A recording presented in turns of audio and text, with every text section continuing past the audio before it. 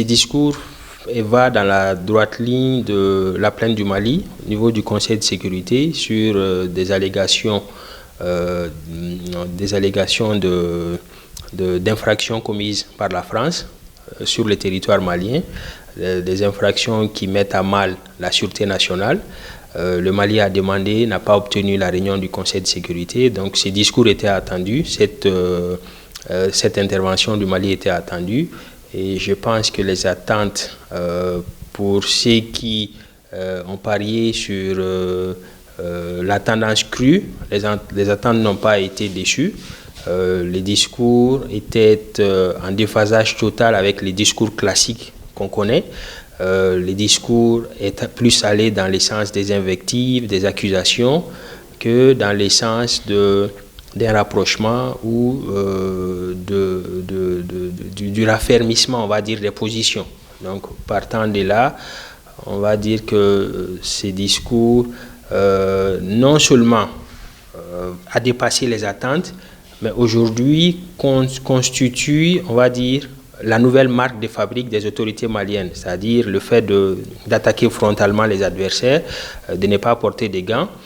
Et ce type de discours peut engendrer deux choses, soit un isolement diplomatique, soit un rapprochement avec des partenaires qui ne partagent pas les points de vue des adversaires qui sont directement cités dans les discours.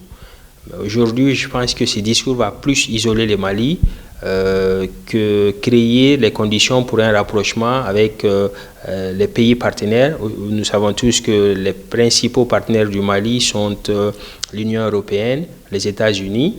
La Russie aujourd'hui, qui est un partenaire de circonstance, ne fait pas partie des 5 partenaires en termes de contribution pour le Mali. Et je vois très mal ces partenaires aujourd'hui vouloir aller vers de nouvelles bases avec le Mali. Un discours ne construit pas un État. Moi, j'aurais plus aimé un discours constructif, un discours qui aurait légitimé les actions de la transition, un discours qui aurait fait taire les détracteurs de la transition, un discours chiffré, quantifié sur les réalisations de la transition. Un autre front que le Premier ministre a affirmé, ce que j'appelle la souveraineté du Mali, c'était contre certains de nos voisins, des États voisins, tels que le président Bazoum. Vous savez, j'ai parlé tout à l'heure de regrets par rapport au niveau des décrets, des invectives.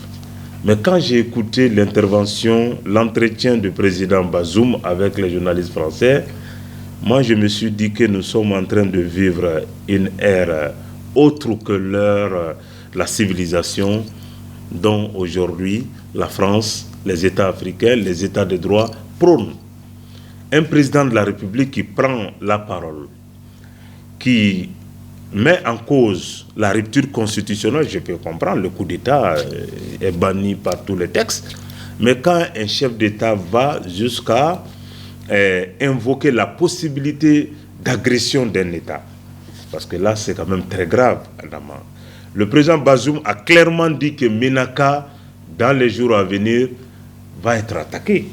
Et il a même dit que les terroristes sont aujourd'hui en position d'attaquer Ménaka. Et il dit également qu'il ne pense pas qu'ils puissent attaquer Gao, mais Ménaka, aujourd'hui, ils sont en mesure et ils vont le faire. Et ces propos venant d'un chef d'État, c'est quand même très très grave. Les Maliens, certains n'ont pas mesuré la portée de ce propos-là. Ce n'est pas parce qu'ils traitent les militaires de colonels qui doivent aller sur le front, qu'on peut comprendre tout ça. Mais quand un chef d'État, qui a aussi la mission principale de lutter contre le terrorisme, va se complaire dans le discours de la sorte, franchement, ça porte atteinte, c'est une insulte pour le peuple malien et c'est une insulte, c'est-à-dire pour le Mali, bien que nous ayons des difficultés. Il a même dit aujourd'hui que les terroristes ont gagné du terrain. Donc moi, je pense que ce sont des affirmations qui ne doivent même pas faire plaisir à lui en tant que président d'un État qui combat le terrorisme. De l'autre côté également, ils ont répondu, le président ivoirien, Alassane Dramane Ouattara. Vraiment, lui, son comportement, je ne comprends pas. Et Alassane Dramane Ouattara dit avoir des militaires. Effectivement, il y a des militaires ici. Et je pense que l'affaire était même en train d'être résolue sur le plan bilatéral. Un médiateur avait été quand même désigné conformément aux volontés de nos deux États. Et je pense que les avancées avaient même été faites. Donc le fait de donner une connotation communautaire pour la résolution de cette affaire, il faut rappeler que c'est quand même un acte qui doit amener nos autorités maliennes à faire preuve d'attention. Le beau discours, c'est bon à entendre. Le beau discours nous fait plaisir. Surtout dire la vérité, ça nous aimons tous. Mais nous voulons que ces discours se transforment par l'action. Parce que sans l'action, il n'y aura jamais les changements. Le discours seul ne peut pas du tout apporter le vrai changement. Bon, ces beaux discours, je pense que la force même de ces beaux discours, ça c'était à l'encontre des organisations internationales, mais pas tout à fait des organisations, je dirais, nationales. Mais s'il s'agit aussi des organisations sous-régionales, là je dirais que oui aussi à l'encontre. Parce que dans ces discours, nous avons constaté qu'il a aussi, je dirais, conseillé et conscientisé les chefs d'État ivoiriens, de même que les chefs d'État nigériens.